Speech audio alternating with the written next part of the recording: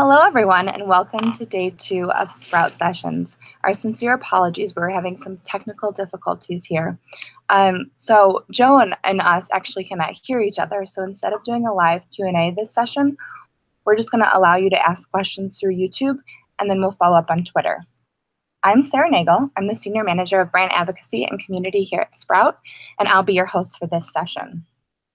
So the goal of Sprout Sessions is really to bring our industry together and to arm all of you with the insight so that you can truly take action with your social media strategy and gain new perspectives on topics that are truly relevant to your brand's bottom line.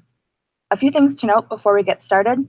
These sessions will be recorded and live on our YouTube page, so you can access them immediately following the presentation. We'd love for you to engage with us on social media. Please share any insights or takeaways with the hashtag Sprout Sessions on Twitter. And this session, like I said, it's going to be a little bit shorter because we cannot do the live Q&A with Joe here, but he'll be speaking for the next 20 minutes or so, and you can feel free to continue to ask any questions through the panel to the right of your screen on YouTube, or of course on Twitter. So without further ado, let's get this session started. I'm going to pass it over to Joe Sargent from Effen Vodka to introduce himself and share some insights with you.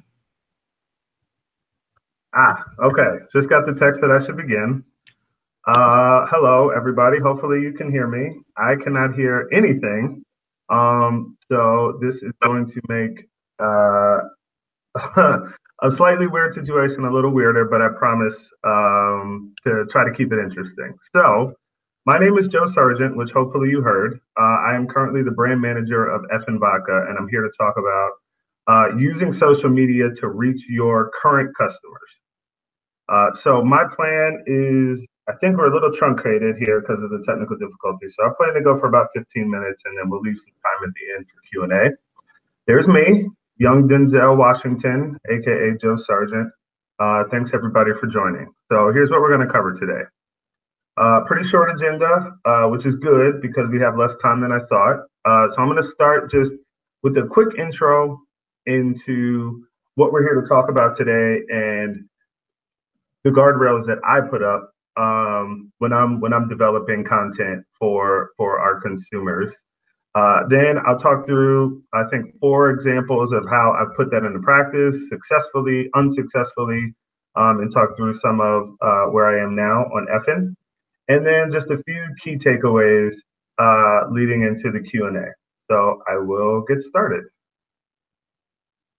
All right, so this shouldn't be super rocket science to anybody, but basically I think it's important to kind of ground ourselves in why we're here. So why do we use social media to maintain consumers? So obviously a lot of money is spent on getting new consumers or trying to get engagement, but we're going to focus on you have a current set of consumers or customers today that you want to engage through social media. So why would you do that? First, you want to stay relevant.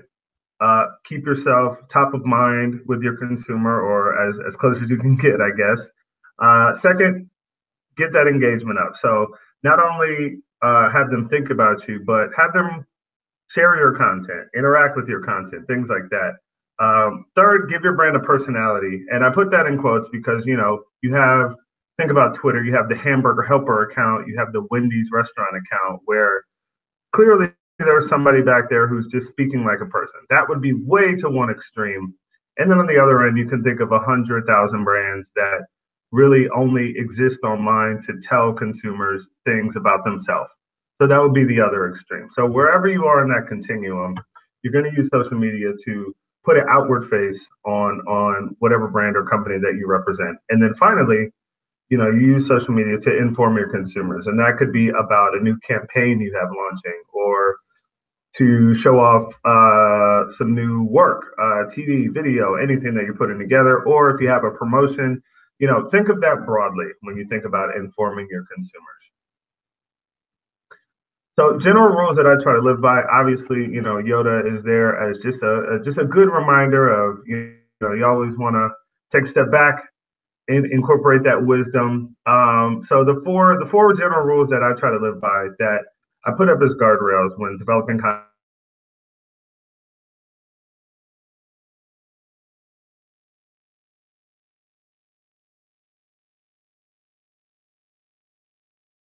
is. So I have an example from my past on working with Coors Light where we did have a huge budget and we could kind of break it up. So I'll show you that example of how you can tell a varied story. But I think for most people, I mean, even most big brands like don't have huge social media budgets. So when you think about what you're putting out there, any one piece should be a pretty good representation of what you are and what you stand for. Second, people consume with their eyes. So excuse me, I have put a lot of work into copy in the past and, something super witty or super funny. And by and large, 80-20, 80% of consumers aren't even going to get to the copy. Or if they do read it, they don't really internalize it. So I think, I try to build for people's eyes. People consume with their eyes, and you can tell a lot of stories that visually. Next, tied to that, you get 3 seconds. So as people scroll through whatever social media they're using, or even on Snapchat, as they're kind of, you put your thumb down. It's like, I'm just going to flip through, browse, and if something catches my eye, I'll stop. 3 may even be high for something like Snapchat, but you only get an instant to make an impression. So I try to keep that in mind. And finally, this is the the least kind of grounded, but basically do stuff you'd be excited to show others. So there is a ton of content that you'll put out that is just informative, that is kind of wallpaper, so to speak. But I think even within that, if you're being interesting visually, if you're telling a cool story either in one post or linked together, do stuff you'd be proud to show people that really represents your brand and really resonates with your consumer. So that said, let's look at some examples of programs that I've worked on with various brands. So the first example I have here is the Coors Light Instagram launch. So I was a part of the team that put Coors Light on the Instagram for the first time. And so as I mentioned earlier, Coors Light is second biggest beer in the country and did have that big budget. So what you're looking at on the left there is actually 6 of the 7 first posts ever on Coors Light's Instagram. And here's why I think that was successful. So Coors Light, if you're not familiar, is all about the Rocky Mountains. And so that gives you that aspect of cool. It's on all of the packaging. And so that is something that we considered one of the main product benefits of Coors Light, is that it's built in the Rockies. So you see that represented in the bottom right there. So we connected that benefit to where consumers live, which obviously most people don't live in the Rockies, they live in cities. So you look at the middle on the top and the bottom left. So we tried to find very angular geometric shapes that could kind of be that mountainscape, but more grounded for who our consumer is. And then finally, we weaved in things from now, today, that our consumers are interested in. So on the left, you see a still from one of our TV shots with DJ Dahi, who's, of course, who is a well-known producer. On the right, you see Venus X, who was also in one of our TV spots, who is a EDM DJ. And then on the bottom there, a still from an event that we ran where we did a lot of custom sneakers. So altogether, I think what's important is not just that we did that, but that it all kind of looks the same. You see, it's very similarly hued. And so we're able to tell one cohesive story about who Coors Light is and how it connects to you, Joe Consumer, on one Instagram feed. So then to tie this into the actual discussion that we're having, so as you look at the impact on loyalty and retention, for your current consumers, I pulled those 4 bullets down from the why we're here. So, I think especially with that content that we talked about last, is really staying relevant. We engaged consumers and gave them something visually appealing to like and share with friends. And actually, if you go through those posts, what's cool is a lot of people were actually just tagging their friends and, hey, look at what I found. I think you find this cool. So one of the greatest engagements there, because it makes the circus tent bigger, so to speak. I think it gave the brand personality in that it represents everything that the brand stands for all at once, and then finally informed our consumers about who Coors Light is. So I would consider this a successful launch because it hits on everything that you want. Coors Light had a very large set of current consumers, and so what the Instagram channel did for them was take the brand off of the TV, out of the bar, and put it in a place where met them where they are, and we were able to tell really intriguing brand stories. Moving on. So worked on Coors Light, but I also worked on Miller Lite, and specifically I led the NASCAR program. And so there is a famous race car driver named Brad Keselowski. He drives the number 2 car, mostly painted in blue and white for Miller Lite. And so my job was to work with him on a content program. And so what this program was is first filmed a set of short videos with Brad in a bar called Bartender Brad. Imagine that. Where he put out a call for questions and said, hey, look, Brad is a bartender. He's also your favorite NASCAR driver, and he's here to answer your questions. So we put that out, put some money behind that. Also did a partnership with NASCAR to put it through the NASCAR-owned channels. And consumers sent in questions with the hashtag Bartender Brad, and then filmed the second series of videos where he actually answered the questions, unscripted, and created a bit of a two-way dialogue. So not only was that found on the Miller Lite Twitter account, but Brad interacted a ton with it to get it out to all his fans. And then, like I said, NASCAR did as well. So why this was successful, it leveraged one of our biggest partners, Brad Keselowski, in an authentic way. And how that came to life is that Brad Keselowski is known for being very outspoken amongst NASCAR drivers, and also specifically on social media. He actually had tweeted from the car one time when there was an accident, which as you can imagine caused a big stir. So he's very much known for his Twitter account. So we were able to leverage that, and it created a two-way dialogue online. Obviously, you see in the picture on the left, that's an example, a still from the video, an example of one of the posts. But on the right, we created that dialogue in real life where people were using hashtag Bartender Brad, or you see on the bottom there a guy in his Miller Lite hat, Miller Lite shirt, Miller Lite jacket, drinking Miller Lite. You see it really helped with that retention. And I'll pull this up here. So, very much staying relevant, putting, and specifically in an authentic way, engage with our consumers. So this program would not have gone anywhere without people seeing it, liking it, and then sending in their questions for him to answer, and absolutely gave the brand personality. I don't think this was so much about informing our consumers. I mean, other than informing them that we were asking for their questions that he would answer, but people didn't necessarily leave this program knowing more about Miller Lite. But what's great is that for those current consumers, for those Miller Lite drinkers who are also fans of Brad, this was something that could give them a voice that they didn't necessarily have with him, to interact both with brand and with Brad himself. So really enjoyed this program, and I think was great for our current consumers to bring them even closer in with the brand. All right, moving on. So now where I work on Effen Vodka, and you may know that one of our major partners, well, actually our major partner, is 50 Cent.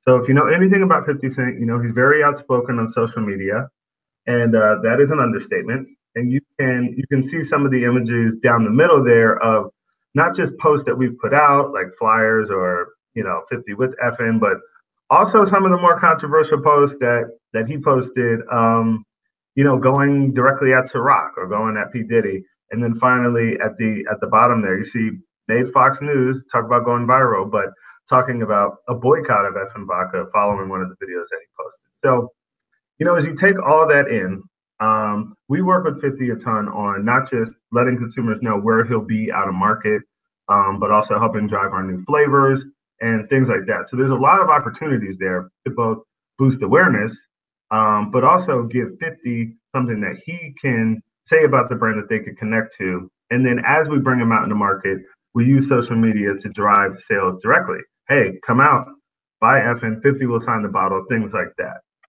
So on the plus side, we're hitting on everything.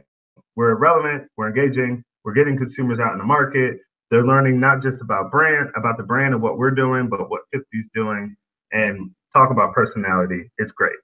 But on the negative side, there were times where 50 would post something totally unrelated to Effen or vodka or alcohol or really anything, but he would put hashtag Effen Vodka. So that kind of diluted a little bit of our credibility. Also, he just posts. We don't tell him what to post. So we obviously, as a spirits company, have a conservative legal department. So we absolutely risked and saw some legal consumer media backlash, and obviously that then risked future sales. So on the bad side, when it doesn't work, you're not staying relevant, you're not engaging, and not only are you not engaging, you're pushing people away from the brand, which is obviously what we don't want. So I think the biggest takeaway here is that if you are working with a partner and you're looping in somebody, you don't want to alienate your current consumers.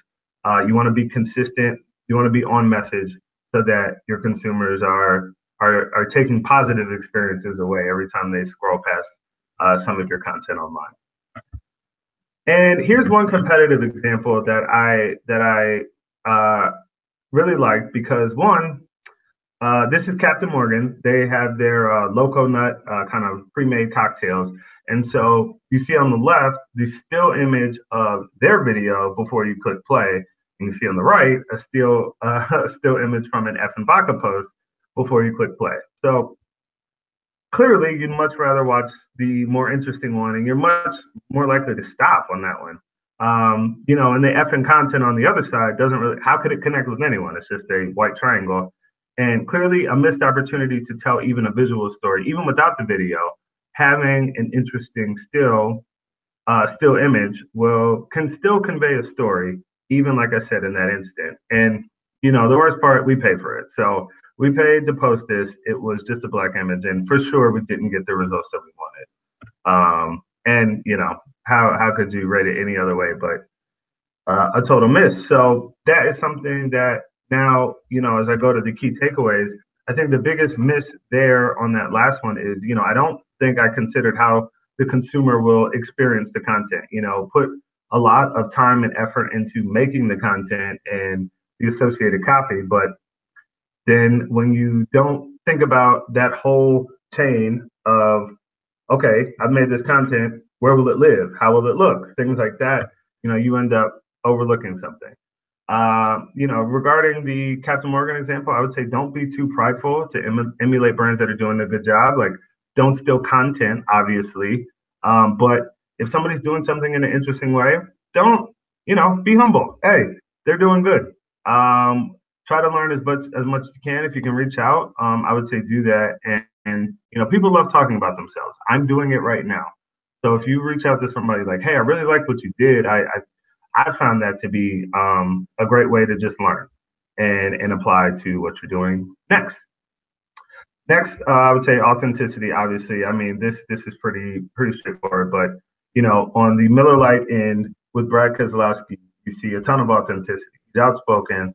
He loves engaging with his fans. He loves using his Twitter account, and we played in that space and boosted that up to drive even more of a connection with our fans. Where on the 50 Cent side, sometimes it's authentic to the message, to the brand. Sometimes it's not, and I think that's where you see things fall off. And then finally, the extent to which you can create a two-way dialogue, I think, helps either create or reinforce to the point of this discussion an emotional connection. So obviously, that's very important, and that's what we're all here for, right? Is if we're working on brands or we own companies, things like that. I think a lot of us, everybody wants their brand to be Apple in the sense, or Nike in the sense that, there are people who won't wear anything but Nikes. Even if the bottoms fall out of their shoes, then they just love it. There's a lot of brand love there. So social media is an avenue to that, but it doesn't happen automatically. There's definitely a lot to consider. So that is everything that I had prepared. Thank you all. And ready for your questions. We'll try to figure this out here. Wonderful. Thank you so much, Joe. And I don't think that you can hear us still, so I don't think that we'll be able to do this live Q&A. But like I mentioned earlier, folks, please do submit any questions to Joe. You can find him on Twitter at I am Joe Sargent. It's listed right here on the slide too. And you can continue to engage via the YouTube chat to the panel at the right of your screen. Remember that you'll be able to access a recording of this session afterwards, and we'll be sharing key takeaways from the session with you as well. Feel free to continue the conversation on social media, either by tweeting Joe, or you can just use the hashtag Sprout Sessions. And from all of us at Sprout, thanks for joining in.